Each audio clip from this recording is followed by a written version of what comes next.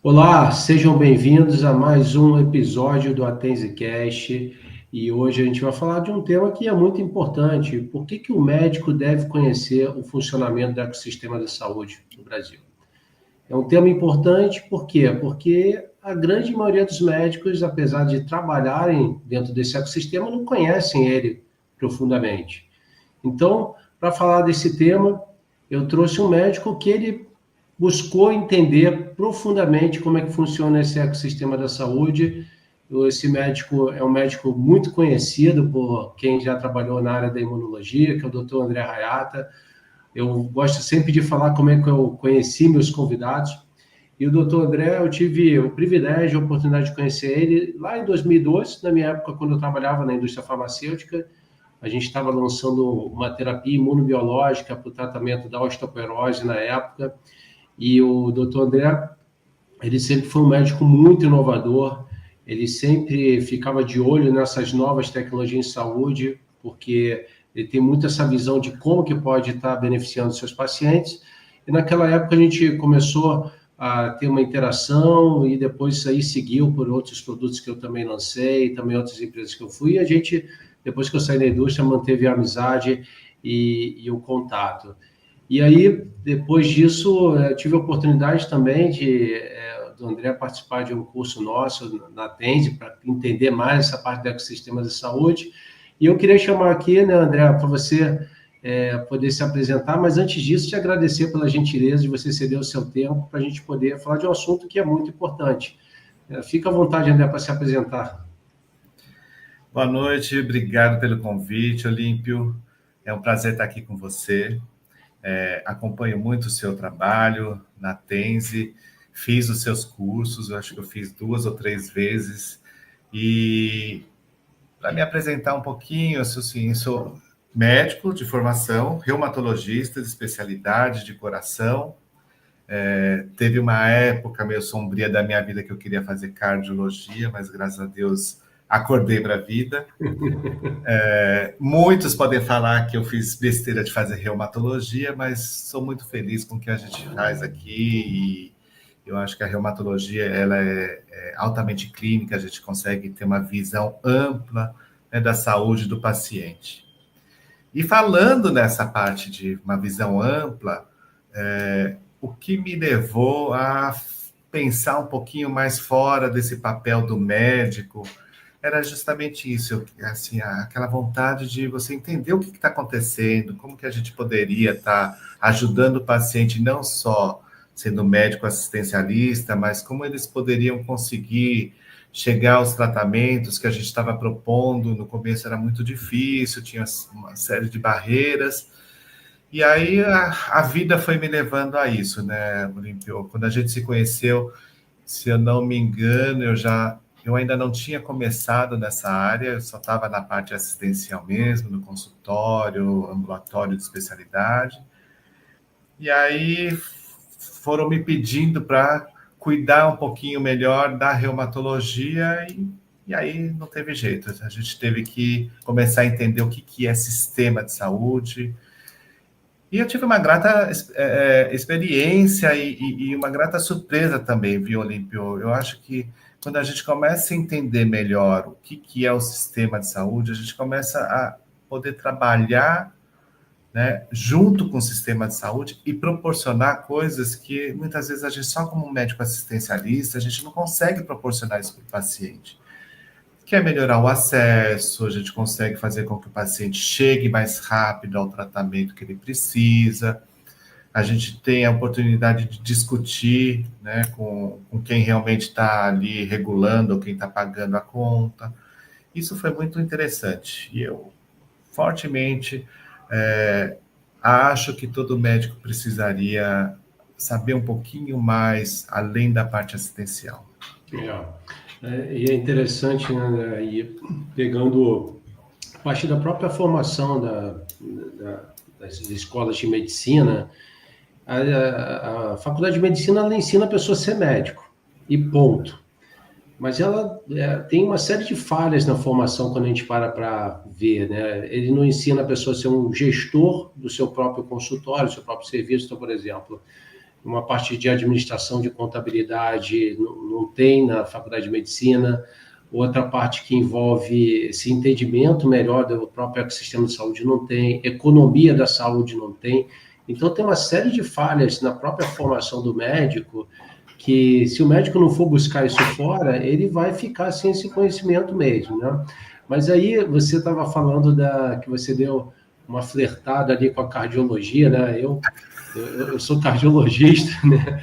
E eu me lembro, André, que ali na década de 90, mais ou menos, né? Eu fazendo faculdade, e aí eu vi a reumatologia, primeiro, o reumatologista é um médico muito clínico. Para mim, dentro das especialidades, é o médico mais clínico que tem, né? Porque ele realmente tem aquela visão 360 do paciente. Mas o que me chamava muita atenção na reumatologia naquela época, ali na década de 90, era assim uma sensação de muita frustração, né? Porque você não tinha muitas opções terapêuticas, basicamente eram medicamentos sintéticos, que aí eu tinha um paciente que continuava a atividade da doença, aí ele começava, né, a progredir drasticamente aquela doença, e quando começou a surgir as terapias imunobiológicas, e hoje todo o avanço, depois de pequenas moléculas e tudo mais que veio, é impressionante, assim, a transformação que a reumatologia teve com relação ao tratamento e desfecho para os pacientes. Então, isso aí, eu, sinceramente, olhando, eu não vejo assim, uma especialidade que teve uma transformação tão grande no impacto que traz com relação ao cuidado dos pacientes, né? Mas aí, André, também pegando um pouquinho aí da sua carreira, você acabou buscando, né, um papel de liderança em um grupo grande de médicos reumatologistas. E eu queria que você falasse um pouco isso daí, né, de como é que vem sendo essa experiência, né? Porque quando a gente se conheceu, esse grupo era um grupo de 4, 5 médicos que eram médicos unidos, que tinham muito interesse pela ciência, mas depois a coisa foi crescendo muito, porque vocês começaram ali a se tornar um ponto de referência de vários outros médicos, o grupo foi crescendo. Queria que você trouxesse um pouquinho disso daí. Olha, eu concordo 100% com você, sabe, Olímpio? Quando você fala um cardiologista, ele tem um órgão que ele tem que cuidar, que é o coração. Pneumologista, o pulmão. O nefrologista, o rim, o endócrino, as glândulas, enfim. Quando você fala reumatologista, o que a gente cuida, né? O que é o reumatismo? Aí você vai ler lá, né, na história, a reuma tem a ver com o soro, com o plasma, quer dizer, então, na verdade, a gente tem que entender de tudo um pouquinho e se aprofundar cada vez mais, porque a ciência, a atualização científica, né, as inovações vão chegando e a gente vai ter que ir entendendo cada vez mais profundamente, né, tudo que envolve o tal do plasma, né? Então, eu fico até feliz que essas inovações, elas chegaram, obviamente chegaram para a oncologia, mas, de novo, a oncologia tem lá, né, o que eles trabalham, que é o câncer. E para nós, chegou assim, uma terapia inovadora, um imunobiológico, que a gente começa a bloquear o sistema imunológico de uma forma altamente precisa, e aí ninguém entendia nada de nada no começo, a gente teve que estudar, se aprofundar, e hoje ela faz parte do nosso arsenal do dia a dia, né? Assim, difícil pensar hoje num reumatologista que não lida com essas terapias imunobiológicas ou pequenas moléculas, terapia-alvo, enfim. Você sabe que no início da minha carreira, eu sempre via o médico, como eu falei para você, como um profissional só técnico. A gente está na faculdade, aprende o que é doença, como diagnosticar, quais são as vias, né, etiopatogênicas, fisiopatogênicas, aquela coisa toda. E a gente sabe qual que é a linha de tratamento, né? Então, a gente é responsável por diagnosticar e tratar. Só isso. Só que, com o tempo, eu comecei a entender que o médico vai muito além disso, né, Olímpio? Na verdade, o médico é o real gestor da saúde, né? É ele que vai educar o paciente, é ele que vai construir uma linha toda de cuidado desse paciente. Ele tem que pensar que as nossas atitudes como médico, elas vão impactar diretamente todo um sistema. E por isso que eu acho que todo médico, como você falou, a gente precisa entender um pouquinho de gestão, né?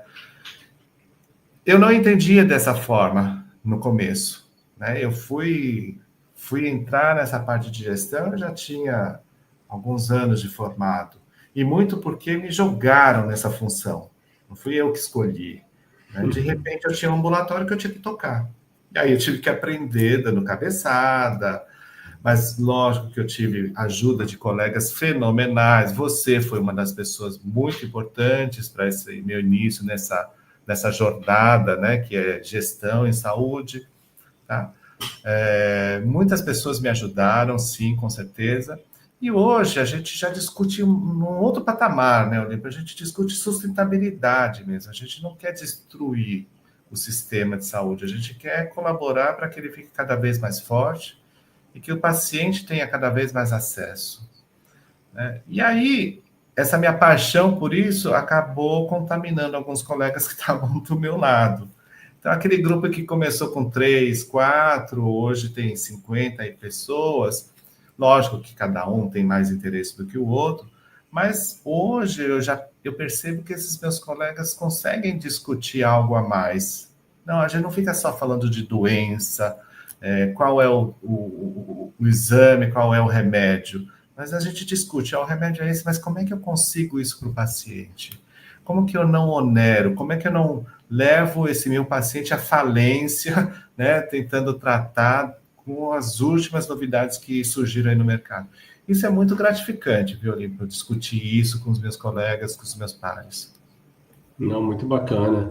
E também, André, quando a gente olha essa questão de, né, na Reumato, quantidade de inovação que teve, eu fico imaginando assim, você tem hoje um cardápio de muitas e muitas tecnologias que você pode usar, e aí você, muitas vezes, quando para olhar do ponto de vista de desfecho clínico, às vezes vários desses produtos acabam entregando um desfecho clínico muito semelhante, com algumas características diferentes, né? Então, às vezes, um produto que tem uma questão de posologia, outra questão de via de administração, outra questão ali de uma parte de segurança melhor, mas quando a gente para observar, todos acabam tendo diferentes características de custos. E como é que passa essa questão de uma tomada de decisão, né, com relação ao que usar? E também uma outra coisa que a reumatologia ela já avançou bastante é a questão ali da decisão compartilhada também com o paciente, né? De você poder mostrar todas essas opções, falar prós e contras de uma e de outra e eventualmente estar tomando essa decisão junto com o paciente. Como é que passa essa tomada de decisão? Olha, isso é uma característica de reumatologista, né? A gente conversa muito com o paciente. Os nossos colegas de outras especialidades acham que a gente fala até demais. Mas isso é fundamental se a gente quer. Todas as nossas doenças, né, Olímpio, são doenças crônicas, e a gente tem aquele grave problema que todo mundo discute, que é a adesão do paciente ao tratamento. Quer dizer, o que adianta a gente investir uma grana alta, né, em tecnologias de ponta, e o paciente não tem adesão ao tratamento? Quer dizer, é desperdício puro. Então, isso é uma das coisas que a gente sempre leva em conta quando a gente vai escolher uma terapia. Fez o diagnóstico, a gente já sabe qual vai ser a linha de cuidado daquele paciente. Então, dentro daquele menu, como você falou, né, de opções terapêuticas, o que é melhor para se adequar à rotina do paciente? Senão não adianta nada você prescrever uma medicação que o paciente não vai tomar. Ou ele começa a tomar, tem uma melhora e no meio do caminho ele para. Então, a gente sempre tem que pensar no imediato, óbvio que o paciente quer melhorar rápido, ninguém quer ficar doente, mas nas nossas doenças crônicas, a gente tem que pensar que daqui a um tempinho ele vai ter que manter esse tratamento. Então, qual seria a melhor alternativa? Isso a gente tem que discutir. acho que não é só a reumatologia, né, mas qualquer outra especialidade que trata doença crônica tem que discutir isso, né, posologias que são mais cômodas, medicações que causam menos efeitos colaterais, efeitos adversos, que tem remédio que causa, embora ele seja muito bom, ele causa muito efeito colateral, não sei se é a melhor opção para aquele paciente. E tem também aquela coisa da medicina personalizada, né? Assim, o mesmo remédio funciona para um, mas pode não funcionar para o outro. Então, isso tudo a gente tem que levar em conta. E, graças a Deus, a gente, dentro da reumatologia, tem um menu um pouquinho mais robusto do que outras especialidades. Mas isso vai mudar com o tempo, né? O que está chegando de terapias inovadoras aí não é brincadeira, né? Não, muita coisa, muita coisa. Eu vejo essa questão da adesão super importante mesmo, né? Porque o produto só funciona se o paciente tomar, né? E tomar de forma correta. Até porque quando a gente pega os resultados dos ensaios clínicos, é um ambiente super controlado que, né, garante com que o paciente esteja tomando, né? E que não é a realidade muitas vezes quando a gente traz para a vida real. Então, a adesão com certeza é crítico. André, evoluindo um pouco aqui também dessa relação prestador de saúde e pagadores, fontes pagadoras. E a gente pode falar aqui essencialmente das operadoras de plano de saúde. Essa é historicamente uma relação que sempre foi uma relação onde não existia muita confiança entre as partes, tinha sempre uma sensação que um está querendo se dar bem em cima do outro. E eu posso falar também que eu já tive lá dos dois lados, já trabalhei em operadora, já trabalhei como prestador. E eu tive uma experiência muito interessante na minha época, como eu estava como prestador, quando a gente chamou algumas operadoras para sentar na mesa conosco e poder criar um ambiente que seria um ambiente de transparência, um ambiente que pudesse ter transparência, credibilidade. E, assim, foi uma experiência que deu muito certo, foi uma relação ali literalmente ganha-ganha. Como é que você, dentro das interações que você está tendo dentro desse ecossistema, que você acaba tendo a parte aí como prestador, mas tendo muita interação com os pagadores agora, trazendo também ideias, propostas para ele, como é que você tem visto a receptividade para projetos que seriam algo que realmente seria um ganha-ganha? Olha, você já falou qual é o grande problema, né? Essa falta de confiança entre as partes e uma falta de transparência, né?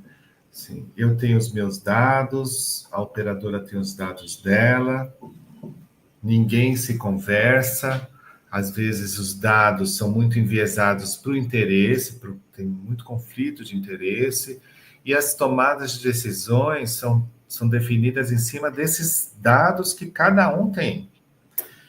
Eu acho que enquanto a gente não conseguir alinhar com todos os atores, os prestadores, né, clínicas, hospitais, os médicos, as operadoras, as contratantes também, porque na verdade o dinheiro vem deles, né?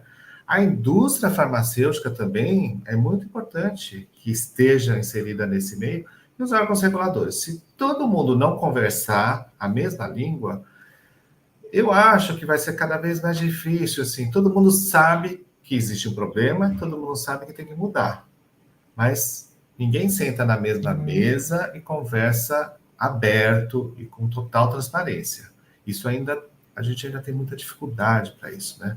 Em algumas reuniões que eu tenho participado, onde a gente está sentado todos os players, a gente vê que todo mundo quer mudar.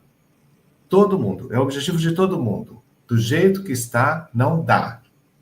Né? Nós ganhando, médico sendo mal remunerado ou não valorizado, operadora trabalhando no vermelho, as contratantes, tanto individual como empresas, já no limite, não conseguem pagar mais, a indústria também sendo, né, achicoalhada mesmo, tendo que reduzir imagem, reduzir custo e reduzir investimento.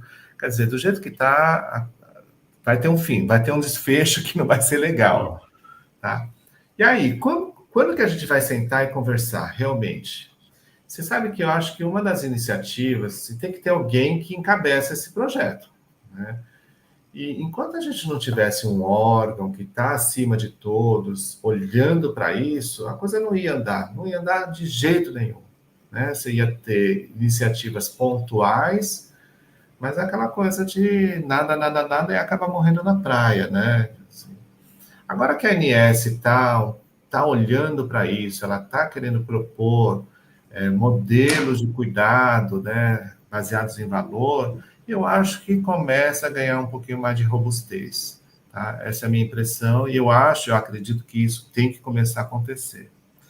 E o principal problema, viu, Olímpio, e numa das aulas dos cursos que você da Tese dá, é a falta de dados. Né?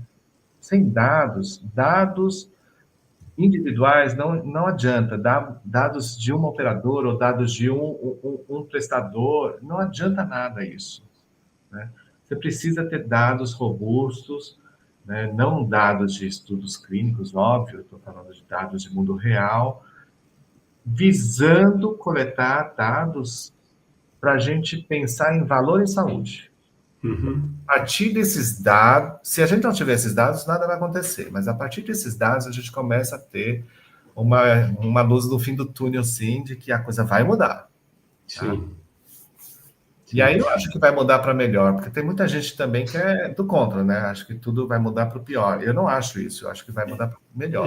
Eu também sou um grande otimista, para falar a verdade, mas o meu otimismo ele vem muito na linha de, existe uma dor que é reconhecida por todos, mas eu vejo mais uma vez a importância de ter mais pessoas se aprofundando no assunto, de entender esse assunto. Né? A partir do momento que isso aí vai acontecer, eu acredito que existe uma tendência também ir pegando mais corpo e traçando isso daí.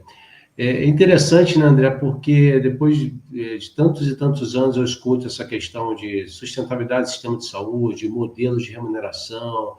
Me lembro lá em 2006, 2007, eu lendo o livro do Porter também, né, que assim, com muitas ideias ali, que naquela época era uma coisa assim, era um estranho, né, aqueles conceitos que o Porter trazia. E hoje a gente vê, assim, passado, né, a gente vai falar, o livro do Porter tem 2006, a gente está falando aí, vai praticamente 19 anos, né, que tem essa publicação, mas a gente vê que a questão de saúde baseada em valor, modelos de remuneração, eles evoluíram muito pouco aqui no Brasil, né? Inclusive, a gente teve ali em 2018, se eu não me engano, um grupo técnico da própria ANS, que foi formado por diferentes players dentro desse ecossistema da saúde, se uniu para... tem até uma guia técnica falando sobre modelos de remuneração em saúde. De lá para cá, a gente não viu tanta evolução num tema que, né, no momento teve ali um foco da agência reguladora, mas é algo que está sempre em voga, sempre é debatido bastante em todos os congressos, a questão da própria saúde baseada em valor, Value-Based Healthcare, a gente também vê, assim, no Brasil, poucos casos que, de fato, tem sobre esse tema, né? Cases de sucesso, quando você para ver, vem cá, mas quantos cases que, de fato, a gente vê aí que realmente foi case de sucesso? E aí, trazendo até minha experiência com saúde baseada em valor, né? Eu me lembro, né, até lá no curso eu apresento isso aí, em 2007, eu muito influenciado ali pelo Michael Porter. Na época, muito assim, a gente nem sabia muito bem como fazer esse negócio, mas eu resolvi fazer lá no modelo de TI que eu trabalhava, e que entrando muito no conceito, né, como que a gente conseguia entregar mais valor para o paciente com custo menor. E a gente conseguiu fazer um modelo muito interessante, não diretamente numa linha de cuidado, mas a gente conseguiu assim entregar uma melhoria em todos os desfechos que a gente mensurava na época, pneumonia associada à ventilação mecânica, taxa de infecção hospitalar, tempo de internação, tempo de ventilação mecânica, a gente melhorou todos os indicadores, todos os indicadores, e reduzindo drasticamente o custo. Só que o que eu percebi na época, André, que, assim, primeiro, um dos grandes problemas que para mim tem é que o VBHC depende de pessoas. Então, assim, Você, na verdade, aquilo é um projeto que você tem que ter um time ligado, um grupo de trabalho muito forte e que acredite naquela causa ali. Então, você tem que ter um convencimento muito grande para estar envolvendo essas pessoas e para criar uma atmosfera que seja positivo. O que eu fazia na época? Mensalmente, eu demonstrava os dados para as pessoas, que tinha muita gente cética, esse negócio não vai dar certo. Então, todo mês eu tinha que mostrar, a gente está no caminho, estamos no caminho, estamos no caminho. E aí, o que aconteceu? Depois de cerca de 2 anos que eu saí desse hospital que eu tocava lá, UTI, quando eu saí, o mês seguinte, a coisa desandou. Porque eu era o owner do projeto e o projeto andava por causa de mim. Bom, dito isso, o que você, ao longo aí da sua experiência, tem visto de projetos que envolvem VBHC e dessas discussões?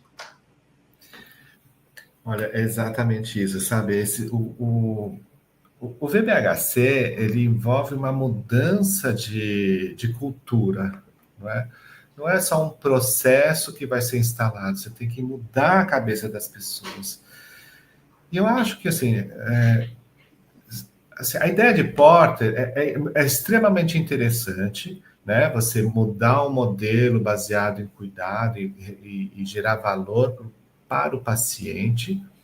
Só que aí ele traz que deve existir um incentivo financeiro para que as pessoas possam seguir, né, nessa nova modalidade de cuidado, vamos dizer assim.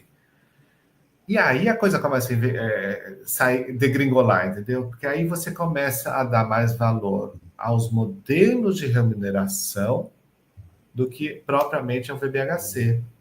Então, diversas vezes, eu tenho certeza que você também, que já participou de diversas palestras, congressos de VBHC, a coisa que se fala, o modelo de remuneração, né? Assim, vão ganhar quanto? Como que eu vou ganhar? É justamente no problema que é gerado no fee for service, quer dizer, eu quero ganhar mais, eu acabo fazendo, né, uma um over diagnose, quer dizer, começa a gerar mais serviços, né, procedimentos e tal, porque eu quero ganhar mais. E da mesma forma, quando começou a se discutir VBHC, começou-se a fazer, qual é o melhor modelo que eu vou ganhar dinheiro? Se eu não for ganhar dinheiro, eu não quero implementar um VBHC. E aí a gente não sai do lugar, né, Olímpio? Eu acho que assim, depende das pessoas. Nesse início, óbvio que vai ter que depender das pessoas. Mas, de alguma forma, a gente, hoje, com inteligência artificial e tal, ela tem que ser, o modelo VBHC também tem que ser sustentável, né? Não é só o sistema de saúde. Uhum. O modelo VBHC ele tem que ser sustentável. A ideia é fantástica, mas realmente ninguém ainda conseguiu implementar para valer por conta dessa visão um pouquinho deturpada, entendeu? Quer dizer, como que eu vou ganhar mais dinheiro? Aí vem sempre, né? Ganha-ganha, ganha-perde, soma zeros, aquela coisa todo mundo já ouve falar. Só que o fato é que a gente não consegue sair dessa discussão, né, Olímpio? O que a gente propôs dentro do GARI é, vamos trabalhar a cabeça do médico que gera a demanda, que gera o custo inicial desse sistema. Vamos fazer com que ele entenda o que é um VBHC. Depois a gente começa a ir para o mercado e discutir modelos de remuneração. Então, na verdade, o médico do GARI ele já está preparado, ele já sabe o que é um VBHC. Ele não está entrando nesse modelo de VBHC pensando em ganhar dinheiro, né, de forma, sei lá como, e se eu não ganhar, se eu não receber, se eu não for bem remunerado, eu não entro nessa. É diferente, a gente preparou o mindset do médico. Tá? Agora, é difícil na outra parte, né, Olímpio? Assim, prestador não pensa assim, indústria não pensa assim, e assim por diante. Mas é uma batalha que eu acho que a gente, pouco a pouco, tem que encarar.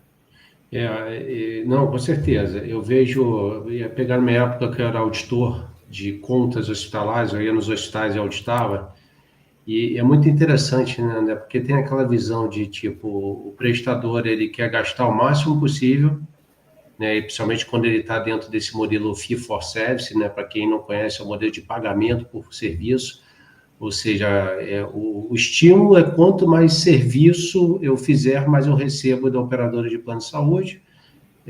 Então, acaba que tem essa visão, ó, o prestador ele vai querer gerar mais serviço para receber mais, e tem do outro lado também uma visão que a operadora quer gastar o menos possível. Tá? E eu me lembro uma vez, num dos hospitais que eu estava, que eu tive uma situação que a gente começou, eu estava o pronto-socorro, unidade de emergência e as unidades fechadas ali, unidade de terapia intensiva, unidade coronariana e pós-operatória. No pronto-socorro, eu comecei a observar, assim, uma quantidade de desperdício absurdo de exames, absurdo. Então, significava o quê? Que eu glosava muitos exames, né? E eu trazia minha justificativa. Então, por exemplo, o paciente chegava lá com uma cefaleia, o médico pedia um hepatograma, né? Pedia um lipidograma, assim, não são exames para ser feito pelo socorro, né? O paciente chegava com a cefaleia, tinha um exame de urina, né? Um EAS. Então, assim, coisas que não faziam o menor sentido com o quadro clínico do paciente, exames sendo solicitados. Então, eu me lembro que, na época, até o gestor do pronto-socorro eu conhecia e a gente conseguiu fazer uma racionalização de exames que iam ser solicitados da emergência, para evitar glosa. E foi muito interessante que, assim, do ponto de vista de desfecho, nada mudou, né? Porque eram exames que eram pedidos totalmente de forma desnecessária.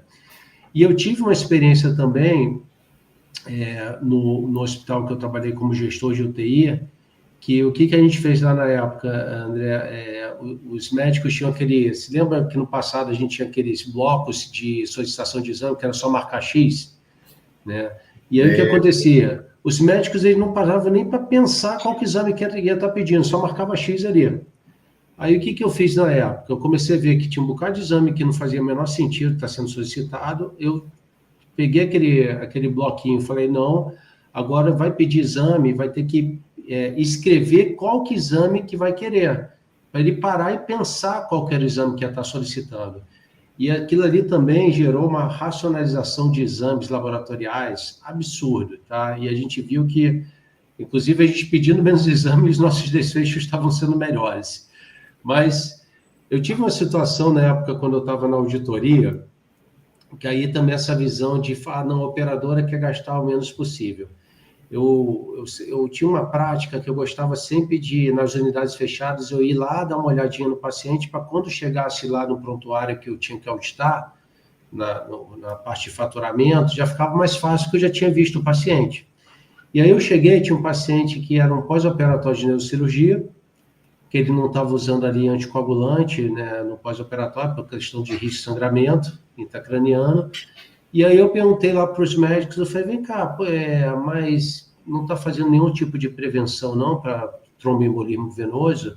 Por que não botou uma meia de compressão pneumática? Aí ele falou, é que o seu plano, a sua operadora não paga a meia de compressão pneumática. Eu falei, mas quem disse que não paga? Está autorizado, pode botar. Sabe por quê? Porque se esse paciente tiver um tromboembolismo venoso, além da complicação que o paciente vai ter, o custo é muito maior para mim, né? Ter que pagar uma complicação. Então, pode botar, está autorizado. Eu fui lá no prontuário, está autorizada a utilização da meia de compressão pneumática.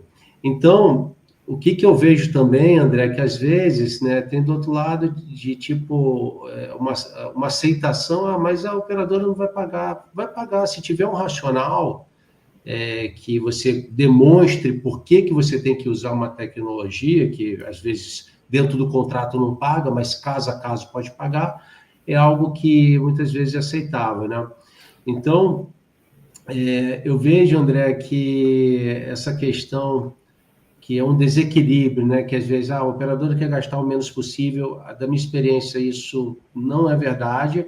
A operadora, ela quer gastar o que realmente é necessário para o paciente, sem excessos, e tem que ter também a racionalização de recursos do outro lado, né?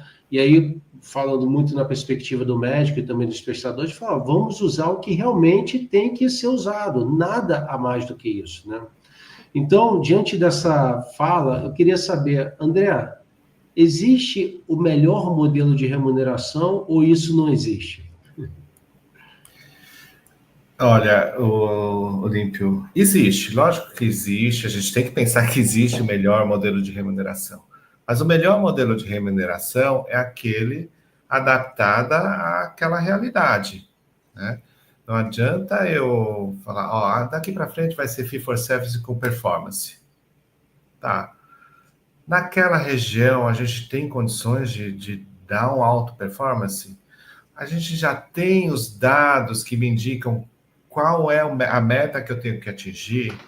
O gestor daquela unidade está avaliando, desenhou um fluxo, um mapeamento para a gente conseguir chegar, né, numa alta performance. Se tudo tiver ok, eu não sou contra a fee for service, não. Acho que fee for service só para desperdício é horrível, realmente. Mas o fee for service atrelado a uma remuneração, um bônus por performance seria ideal. É exatamente como você falou. Eu mantenho uma certa autonomia do médico assistente, mas ele vai ter que me mostrar desfechos clínicos favoráveis daquele paciente, né? Não é o que eu, médico, quero ou eu, médico, acho. Não. É o que o paciente demonstrou no final daquele tratamento, tá? Capitation pode ser, se a gente pensar em saúde populacional, banda, ou enfim, modelos hospitalares com desfechos fixos. Depende, né, Olímpio? Assim, modelos para melhor remuneração existem várias teorias, várias.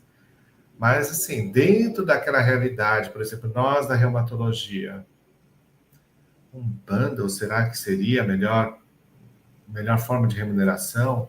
A gente tem doenças que são altamente variáveis, né? Você fala artrite reumatoide, você tem desde aquela artrite reumatoide leve, que você vai controlar muito bem com medicações simples, até aquelas artrites reumatoides que nada melhora, e que a gente pena, a gente corre atrás, né?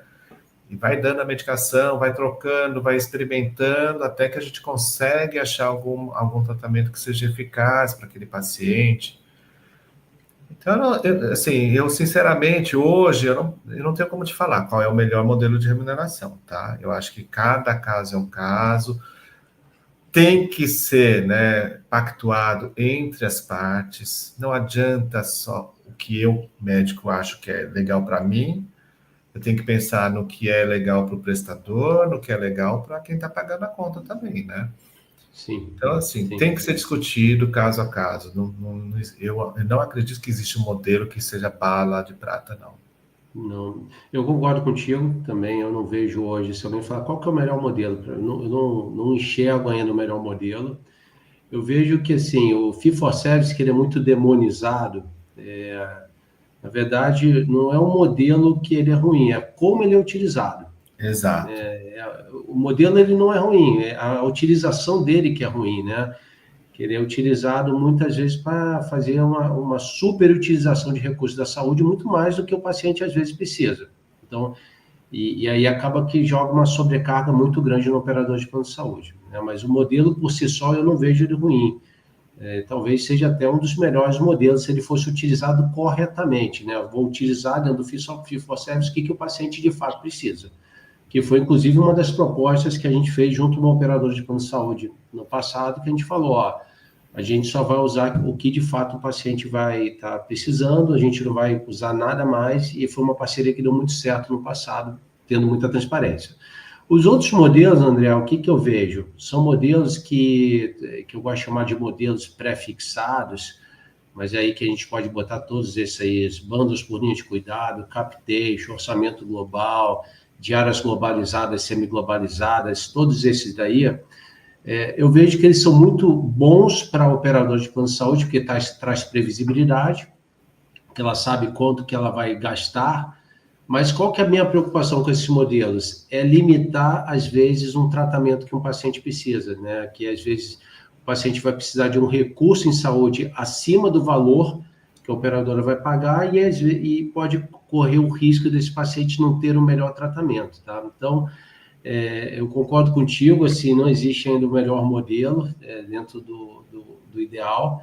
eu volto mais uma vez na questão que você falou, né, da importância da gente poder fazer a gestão dos dados, ter dados estruturados para poder avaliar, principalmente questão de desfecho barra custo. Mas tem um ponto, André, que para mim também é algo importante, que eu queria trazer aqui também para saber qual que é a sua visão, é o seguinte. E aí, mais uma vez, voltando à importância do médico dentro do ecossistema da saúde. Porque o médico, ele com a nossa caneta, né, André? A gente pode prescrever um tratamento que vai custar 50 mil, 100 mil ou 500 mil, tá? E às vezes são tratamentos que, do ponto de vista de desfechos clínicos, podem trazer desfechos muito semelhantes, tá?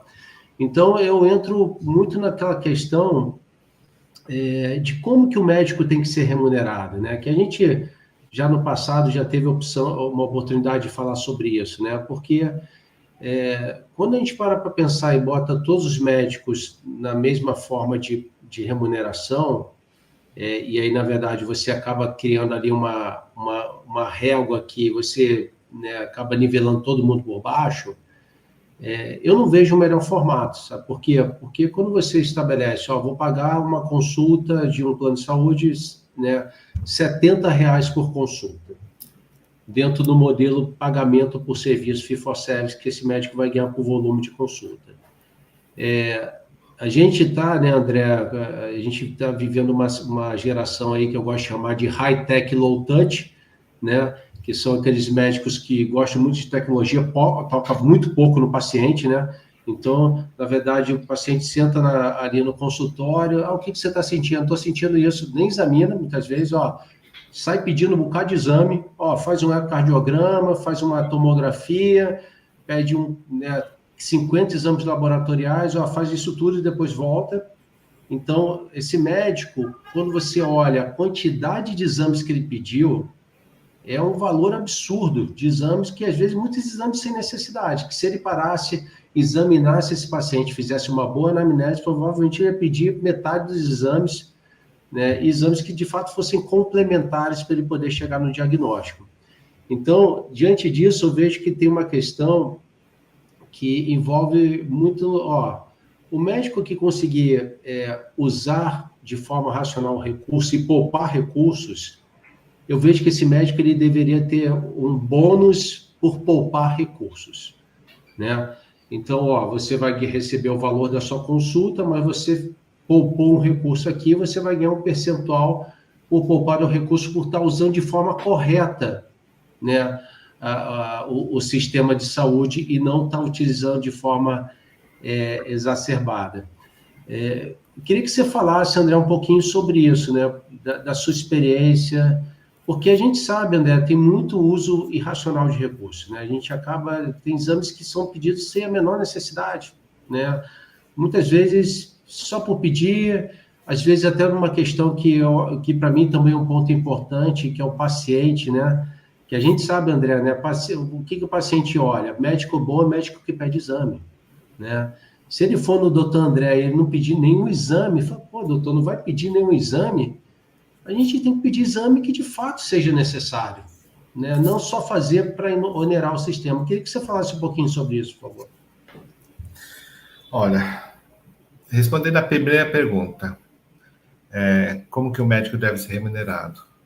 Ele deve ser remunerado pelo valor que ele gera, tá? Ponto.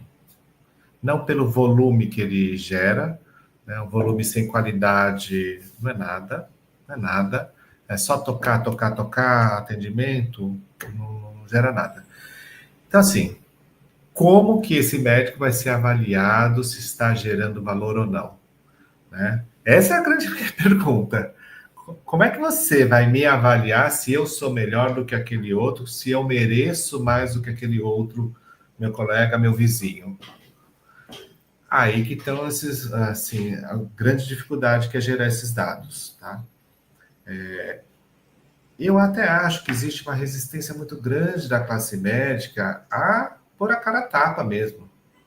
Mas assim, eu acho que se eu confio no meu trabalho, não tenho nada a esconder. Vamos entrar. Se quer gerar dados? Eu vou gerar dados para vocês, né? E assim, Na verdade, a gente não tem que, médico tem essa mania, né, Olímpio? Você é médico, você sabe disso.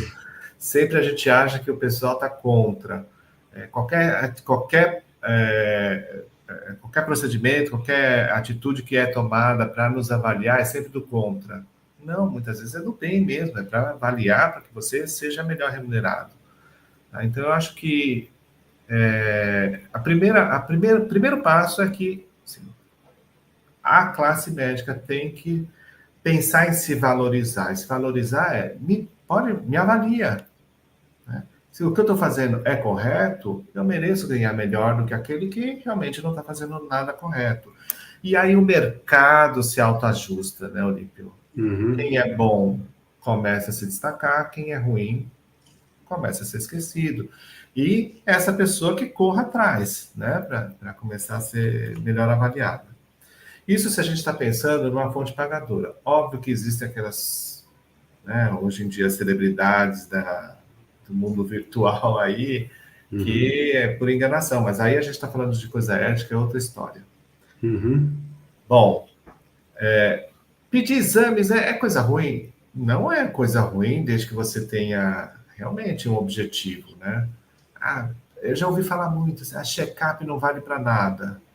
Poxa, mas se você pedir um check-up pensando realmente, se você vai cuidar melhor desse seu paciente, qual é o grande problema disso? É um investimento, você faz uma vez no ano um exame e depois você trata aquilo que você achou errado. Não digo isso no pronto-socorro, como você falou, porta de pronto-socorro é emergência não é ambulatório, não é tratamento de paciente crônico.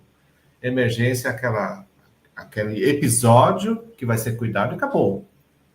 Esse paciente, ele precisa seguir, se ele tiver uma doença crônica, ele precisa estar em segmento ambulatorial dentro de uma proposta de VBHC. Aí faz total sentido, né, um VBHC aí.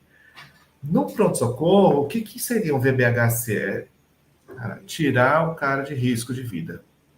Então, o que eu precisar fazer ali para tirar aquele paciente do risco iminente de morte, eu tenho que fazer, né? E realmente, aí custa muito caro, porque a gente sabe que a medicina é cara. Mas dentro de um cuidado de um paciente crônico, né, uma medicina preventiva, muitas operadoras têm núcleos de gestão de doenças crônicas e saem muito bem, eles conseguem economizar recursos e economizar recursos, né, Olímpio, não é simplesmente ganhar lucratividade. É gerar recursos, sobras de recursos que podem ser aplicados em outras iniciativas que demandam, que precisam de mais recursos. Por exemplo, deixa lá um alto custo para um gasto maior para a emergência. Mas é preciso saber o que é emergência e o que não é emergência.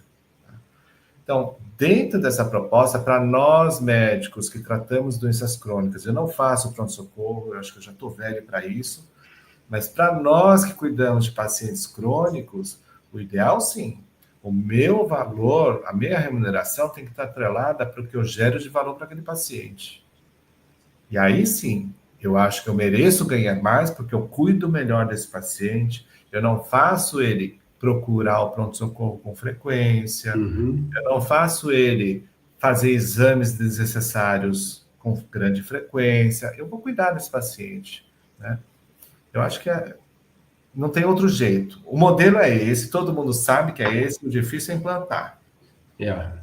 E eu concordo contigo, né? Tem uma questão de métricas de mensuração, né, de como que estabelece isso daí.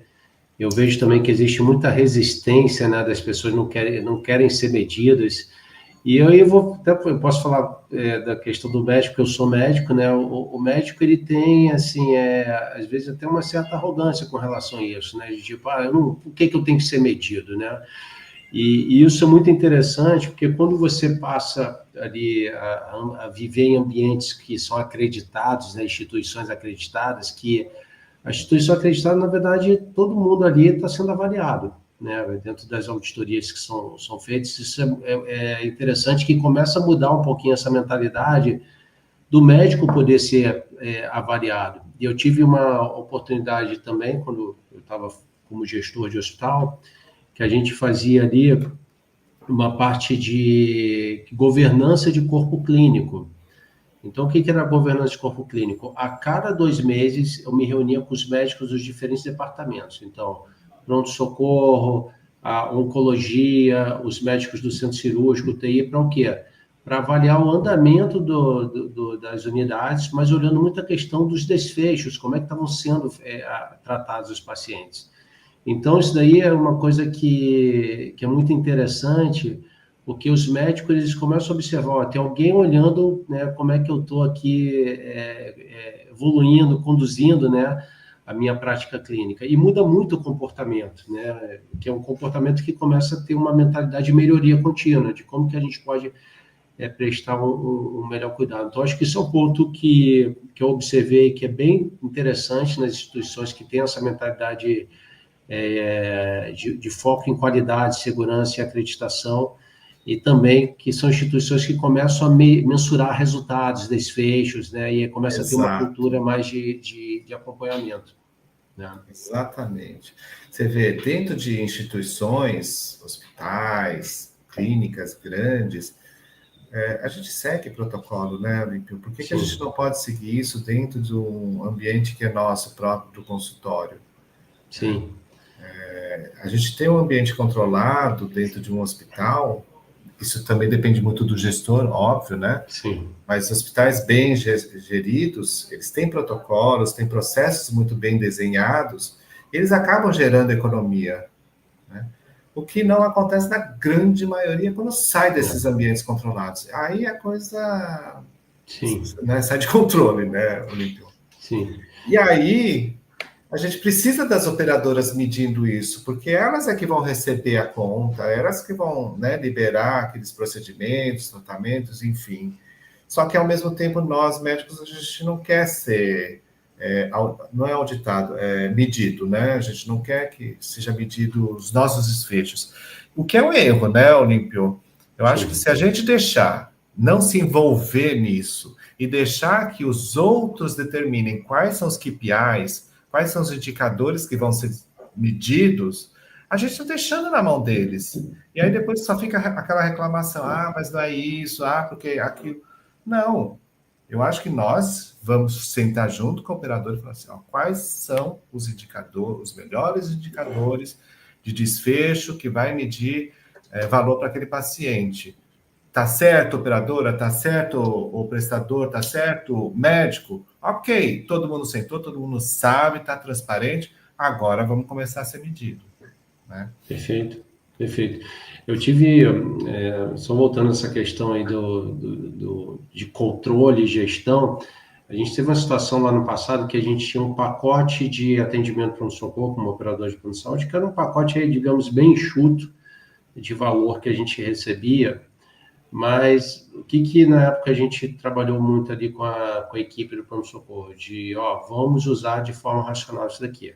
Se algum paciente precisar usar algo além desse valor, a gente vai usar, né? A gente vai estourar o pacote, não tem o menor problema, porque a gente tem que cuidar da melhor forma possível do paciente, mas a gente não vai usar nada desnecessário. E o que eu fazia lá com o pessoal da área comercial? Todo dia, eles me rodavam um relatório do dia seguinte, para a gente poder acompanhar como é que tinha sido feita a utilização desse pacote daquela operadora de plano de saúde. Então, era um pacote que era um valor bem apertado, mas a gente conseguia ter um lucro com aquele pacote. E sempre quando tinha um estouro, a gente ia avaliar ali qual que era o motivo do estouro do pacote. Por que houve uma utilização a mais de medicamentos ou exames e tudo mais. E aí teve um que eu peguei que foi muito interessante, que o médico pediu uma ressonância no pronto-socorro. E aí quando eu fui ver lá no prontuário eletrônico, era um paciente que tinha uma dor lombar crônica e o médico pediu uma ressonância, né? E aí o que eu fiz? Aí eu chamei o médico e falei, doutor, aqui a gente trabalha com pacote, a gente recebe tanto dessa operadora. Eu queria saber, assim, por que você pediu uma ressonância para esse paciente? Né? Uma dor lombar crônica, o paciente tem há anos essa dor, é uma dor que o exame não ia melhorar a dor dele, ele ia continuar sentindo a dor, né? Não ia mudar nada com relação à sua conduta, E aí foi muito interessante, quando a gente começou a fazer esse alinhamento e justificando para os médicos, eles se conscientizaram e a gente depois fluiu muito bem com isso daí. Mas isso entrava muito nessa questão que era a gestão do corpo clínico, que a gente fazia esse acompanhamento, né? Que era um acompanhamento muito com foco no paciente e também de uso racional dos recursos. Então, foi uma experiência bem legal que eu tive ali no passado com relação a isso aí, com conscientização dos médicos de usar de uma forma mais racional. Bom, André, a gente já está meio que caminhando aqui para o final, mas eu queria trazer um tópico que é muito importante, principalmente aí na área da reumatologia, que é os medicamentos biosimilares. Então, a reumatologia, a gente pode falar que é uma das especialidades que vem puxando muito forte a questão da biosimilaridade aqui no Brasil. É um tema que não é novo, né? A gente já fala de biosimilar aí tem mais de 10 anos. E eu, durante essa trajetória, principalmente na reumatologia, houve alguns percalços, né? Que a gente pode falar até uma forma como até o próprio Ministério da Saúde tentou introduzir um dos primeiros biosimilares, sem ter uma comunicação adequada aí principalmente com a reumatologia, né? Na época foi algo ruim, mas a gente caminhou hoje, né, dentro do arsenal terapêutico, principalmente aquele arsenal terapêutico inicial dos medicamentos mais maduros. A gente já tem vários biosimilares no mercado. E eu queria que você trouxesse um pouquinho a sua visão, né? Como é que você enxerga o papel dos medicamentos biosimilares dentro do ecossistema de saúde, dentro do conceito da sustentabilidade do sistema de saúde? Olha, existe um conceito errado de que biosimilar é para baratear o custo, né, dos tratamentos com imunobiológicos. Não é esse. Assim, o cerne, o papel fundamental de biosimilares é dar mais acesso a mais pacientes, para que mais pacientes consigam, né, essas medicações de alto impacto na vida de quem precisa. Tá? Então, assim, biosimilar, lógico, por custar menos, eu consigo oferecer mais tratamentos a mais pacientes. Se a gente pensar um tratamento extremamente caro, eu consigo no máximo dar para 1, 2 pacientes. Se eu começo a baratear esse tratamento, eu consigo fazer com que 10, 20 pacientes consigam ter acesso a esses tratamentos. Né? Biosimilar, ele não compromete qualidade, não compromete eficácia, ele não compromete segurança, isso já está mais do que provado. Tá? Ele traz, sim, aquela pressão sobre a indústria originadora para que ela corra atrás de inovações. Se nós já tivéssemos o tratamento e a cura das nossas doenças, a gente não ia estar pensando em tem que trazer mais medicações. Não, infelizmente, o sistema imunológico ele é tão complexo que a gente ainda não conseguiu tratar completamente as nossas doenças imunomediadas. Então, a gente precisa de inovações. Só que, se todo tratamento que entrar só é caro, eu vou começar a limitar o acesso dos pacientes. E aí eu não vou conseguir tratar muita gente. Eu sei que é bom, eu sei quem precisa, eu sei que é necessário, mas eu não tenho como oferecer esse tratamento. Isso, para mim, é sustentabilidade, né? Eu vou manter um sistema saudável para que mais pessoas tenham acesso, para que mais pessoas consigam receber o melhor tratamento possível. Nesse sentido, Olímpio, o biosimilar veio para conseguir fazer com que a gente tenha mais equidade aí no tratamento, entendeu? Não é só para baratear. Então, alguns gestores que eu vejo, vou dar o biosimilar porque é o mais barato. Esse tipo de discurso eu não compro.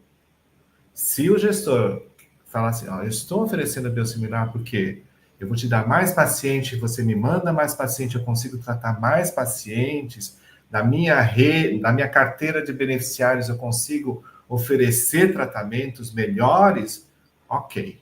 Você me comprou, você vai me ter, eu vou ser fiel a você. Agora, Se é só para diminuir preço, diminuir custo, aí eu não sou favorável a isso. Então, Perfeito, biosimilar, para mim, é a garantia de acesso aos pacientes a perfeito. tratamentos complexos. Perfeito. André, eu concordo plenamente com a sua fala, e eu também acompanhei lá do comecinho a questão dos biosimilares. O conceito inicial foi exatamente esse, né, de trazer um medicamento que, em tese, é tão bom quanto o originador, do ponto de vista de eficácia, de segurança, de qualidade, mas com o objetivo de ampliar o acesso aos tratamentos. Esse que é o conceito original do biosimilar, e não tem nada diferente disso. Apesar de serem medicamentos que acabam tendo um custo menor do que o originador, são medicamentos ainda que são considerados de alto custo.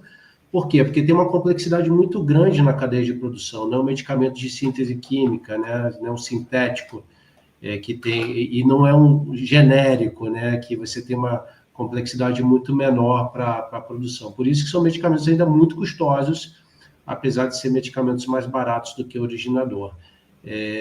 E dentro dessa questão da sustentabilidade, que eu vejo, né, que a partir do momento que o biosimilar ele poupa recursos e permite ampliar o acesso, ele também permite com que mais inovação possa chegar, porque quando você consegue poupar o recurso, você permite com que esse recurso adicional ali, ou a sobra desse recurso, ele vai permitir com que as novas tecnologias possam estar chegando para os pacientes que eventualmente vão precisar. Então, isso daí, para mim, é muito importante.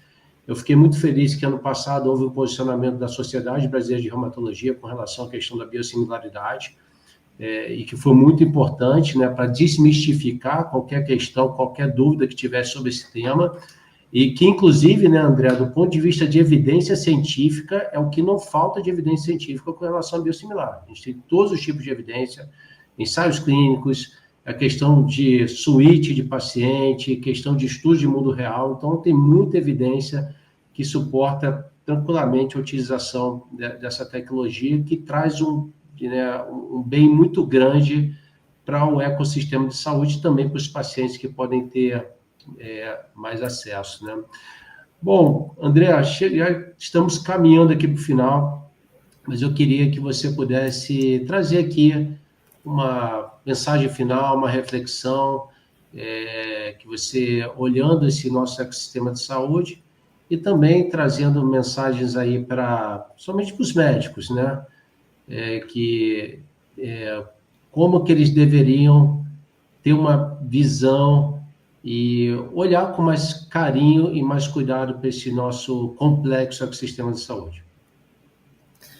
Ó, esse é um assunto, para mim, eu adoro esse assunto, tá? Mas eu sei que é difícil para a grande maioria dos meus colegas entender isso, entender de farmacoeconomia, sistema de saúde, é muito complexo. Mas a gente tem que entender que você não precisa ser expert, basta pensar com carinho e com racionalidade de que toda atitude nossa como médico vai gerar um impacto, obviamente clínico, mas assim, dentro do sistema de saúde, vai gerar um impacto financeiro e que a gente precisa pensar nisso, né? Assim, não é quebrar a operadora ou não é ser contra ou ser vingativo contra a operadora.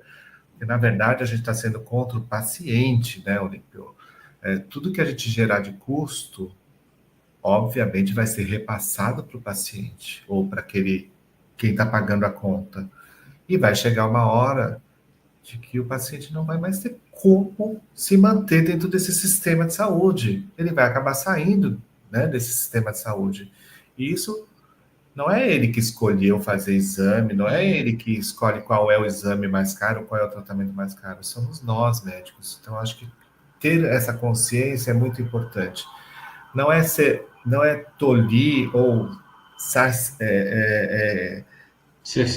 cercear ou limitar a autonomia do médico, pedir para que seja mais racional, né? Basta isso e pensar com carinho que toda atitude tem uma consequência. Eu acho que já é um primeiro passo para que a gente consiga discutir mais a fundo, né, junto com todos os players.